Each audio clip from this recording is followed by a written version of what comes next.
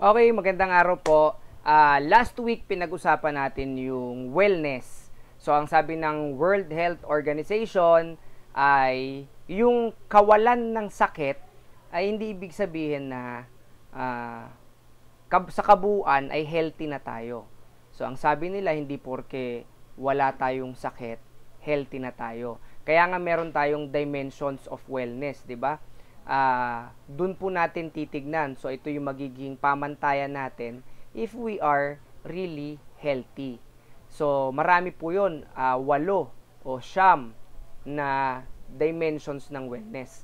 Ngayon naman po, pag pinag-usapan ng physical na katayuan ng katawan natin o yung sinasabing physical fitness, hindi ibig sabihin na nakakapaglakad tayo, nakakapunta tayo sa gym, nakakabuhat tayo ng barbell, physically fit na tayo pag pinag-usapan yung kabuuan. So ngayon pag-uusapan po natin yung components of physical fitness para malaman natin yung mga pamantayan para masabi natin na ang isang tao o tayo ay physically fit. So, ang components po ng physical fitness ay meron tayong 11. Yung 11 po na yon, hinati sa dalawa. Yung isa, health-related fitness, ito yung may kinalaman sa physical fitness na health, sa health side. Meron naman tayong tinatawag na skill-related fitness. Ito naman yung skill side o yung pang sports side. So, unahin na po natin yung health-related fitness. So, pag sinabing health-related fitness, this refers to those components of fitness associated with good health and well-being of an individual. These components are cardiovascular fitness, muscular endurance, muscular strength, flexibility, and body composition. So, yung 5 po na yan ay may kinalaman sa health and well-being natin. Pag pinag-usapan yung physical fitness. So, isa-isahin po natin, yan yon. So, meron tayong cardiovascular fitness, muscular strength, muscular endurance, flexibility, and body composition. So, isa-isahin natin. Unahin po muna natin yung cardiovascular fitness. So, cardiovascular fitness is the ability of the circulatory system. So, pag sinabing circulatory system, involved dyan yung puso, yung lungs natin, and yung ability ng katawan natin to supply oxygen, particular. Although hindi lang naman oxygen sinusupply ng dugo natin, kasi yung dugo natin may lamang mga nutrients, water, syempre yung oxygen. So yun yung iba't ibang laman pa ng dugo. So para masupplyan ng katawan natin ng oxygen, yung mga working muscle, dumadaan po ito sa dugo. So, ability to supply oxygen to working muscle for a prolonged period of time. This is also known as cardiorespiratory fitness. So, sa madaling salita, itong cardiovascular fitness, ito yung may mga kinalaman sa ating paghinga o paghingal. Yan. So, halimbawa, tumatakbo tayo ba? Tumatakbo ba tayo ng at least 3 kilometer o kahit 100 meter? 100 meters. Tumakbo ka 100 meter. Hiningal ka ba? So, baka minsan kahit 50 meters lang yung ating tinakbo o nilakad, hinihingal na tayo. So, pag pinag-usapan yung pagtakbo o paglakad, kaya natin. Kaya naman natin. Pero, pagdating ng finish line, hingal na hingal ka sa 50 meters. So, doon natin napapaisip, o doon tayo mapapaisip na yung cardiovascular fitness ba natin ay okay? Ayan po. So, ito yung may kinalaman sa paghinga o pag-supply ng oxygen sa working muscle. 'Di ba? So, paano ba yan nangyayari? Kapag tumatakbo tayo, may ginagawa tayo, nagbubuhat tayo, may ginagawa tayo physically. Pag napagod na tayo, halimbawa, nagja-jogging ka, no? Nasa 20 meters na kayo. So, medyo hihingalin ka na. Magsasabi na yung utak natin sa puso natin. Kasi si heart yung nagpa-pump ng blood eh. Kumbaga siya yung siya si Lala Move. Siya yung tagapaghatid o yung dugo. 'Di ba? So sasabihin ni utak o heart, napapagod na si leg muscle. Supplehan mo pa siya ng mas maraming oxygen. So sabihin ni heart, acknowledge yan. Susupplehan ko ng oxygen pa si leg muscle. Pagkatapos, ang mangyayari niyan, si heart, may supplier din siya ng oxygen. Sino? Si lungs. Sabihin niya, lungs, nagde-demand ng mas maraming oxygen si leg muscle. Kailangan mo akong supplyan ng maraming oxygen. So, kaya makikita nyo, mararamdaman nyo, kapag nagpapagod kayo o nagpapagod kayo physically, hinihingal kayo, kasi nag-uusap-usap na yung mga organ natin eh. Si puso, nagdo-double time si puso para mag-pump ng dugo, kasi yung dugo nga, nandun yung oxygen. Tapos nakikita nyo, umihingal kayo, lumalalim po yung ating hinga. Kasi nagdo-double time din naman si lungs na to gasp air para mag-supply kay heart. Pag na-supply na kay heart, si heart naman ang maglalagay magpapump nito para umabot sa leg muscle o yung mga working muscle natin. So that's how it goes kung bakit tayo hinihingal. 'Di ba? Napakaganda. Hindi makapagsasabi ang mata sa kamay, hindi kita kailangan. Kasi lahat yan ay nagtatrabaho para sa iisang goal. So, that's cardiovascular fitness. Kung bakit tayo hinihingal o gaano ba tayo hinihingal, matatansya natin. Next po is yung muscular strength.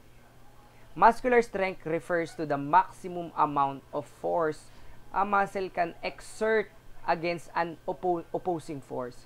So, may resistance. For example, kaya mo ba o hindi mo ba kayang magbuhat ng isang timbang tubig, ng 1 kilong bigas, 5 kilong bigas, 1 kabang bigas? Kaya mo ba o hindi? So, that's muscular strength. Ano yung opposing force? Yung bubuhatin mo or itutulak mo. Kadalasan binubuhat. So, gaano ba ang muscular strength? Sa simpleng tanong, gaano kalakas yung muscle mo? Gaano kalakas yung muscle mo? Halimbawa, ang binubuhat mo na ba ay 30 kilos? Kung nag-gym ka, bench press. O kaya mo na 50 kilograms o 100 kilos. So, that's muscular strength. Gaano kalakas yung muscle mo over an opposing force or a resistance. Ngayon, meron naman tayong tinatawag na muscular endurance. So, muscular endurance, ability of the muscle to work over prolonged period without undue fatigue. So, kung yung muscular strength, gaano kalakas yung muscle mo, yung muscular endurance naman po, gaano katagal kaya ng muscle mo na magtrabaho.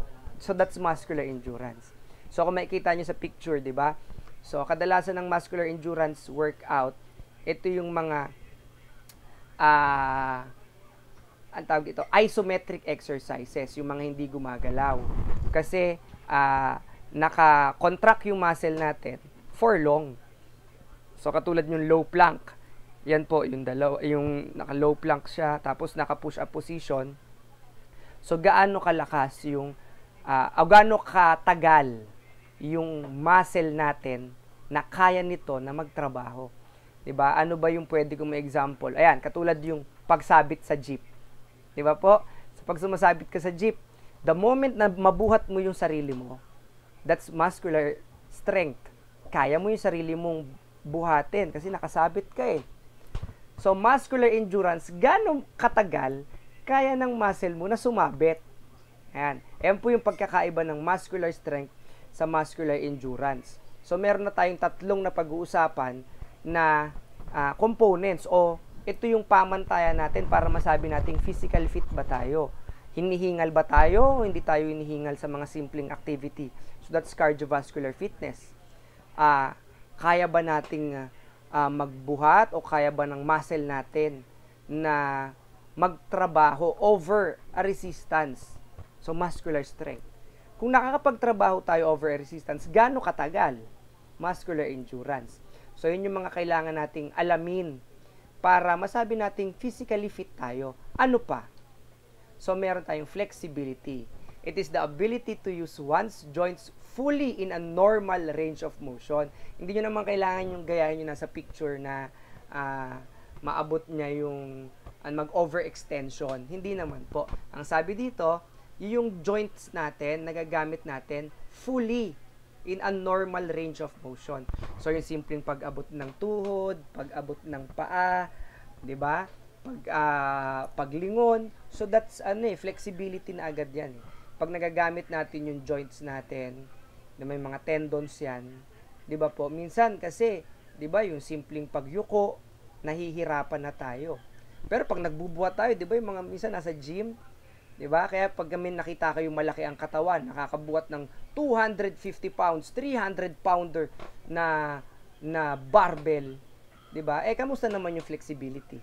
Kaya natin napag-uusapan yung components. Dapat sa kabuuan, di ba? So, wag natin kakalimutan yung flexibility. Kadalasan, pag malaki ang katawan mo, you have a poor flexibility. Di ba? So, dapat na-workout natin yon ng sama-sama. It is the ability to use joints in a normal range of motion. Next po, meron tayong tinatawag na body composition. So, ito yung body composition, it is the relative percentage of body fat compared with lean body mass. Yung fat ba natin compare sa muscle natin ay tama o mas maraming fats kaysa muscle. Kung mas lamang yung muscle kaysa fats, okay lang din naman. Pero mas nakakabahala kung mas marami yung fats natin over muscle kasi mas nagagamit natin yung muscle natin for our daily activities. So, yung fats, stored kasi yan stored energy na pag kailangan natin, yun doon na nabiburn yung fats natin. So, ano ba? Ito ay kadalasan may kinalaman po sa genes na natin. So, meron tatlong basic na body composition. Yung tinatawag na ectomorph, endomorph, saka mesomorph. Yung ectomorph, sa madaling salita, ito yung mga payat. Sila yung mga payat. Yung endomorph naman, sila naman yung mga tabain. At yung mesomorph, kaya meso, masculine. Sila yung madaling mag-gain ng muscle. Madali nila i-convert yung fats nila into muscle. So, yan po yung tatlo. Ectomorph, endomorph, mesomorph. So, bakit natin to kailangang alamin sa ating pag-alam ng physical fitness? Kasi, dapat alam natin kung ano yung composition ng body natin o yung body type natin. Para, kung tayo'y magtatrabaho o mag-workout, alam natin kung paano natin i-maximize yung katawan na meron tayo. So, pag-uusapan sports, halimbawa, sports, di ba? Ang body type mo halimbawa ay ectomorph. Ito yung mga payatin. Kahit kain ng kain, payat sila. Ilalagay mo ba sila sa sumo wrestling? 'Di ba? Hindi. So, mahalaga yung body typing o body composition. So, kung ikaw ay payat ka, tapos hindi ka naman basta-basta napapagod, so, pwede ka sa mga long distance running, high jump, yan. So, kung ikaw naman ay endomorph, tabain ka, ang gusto mo ay mag pole vault o high jump, medyo mahirap, 'di ba po? Pero pwede naman. So, yun yung use ng body composition. So, ano po yung lima ulit? So, muscular strength, muscular endurance, cardiovascular endurance, body composition, saka flexibility. Yan po yung 5 components ng physical fitness under health-related. So, sa susunod po, pag-usapan naman natin, ano naman yung 6 na components under skill-related fitness. Yun lang po muna sa araw na to.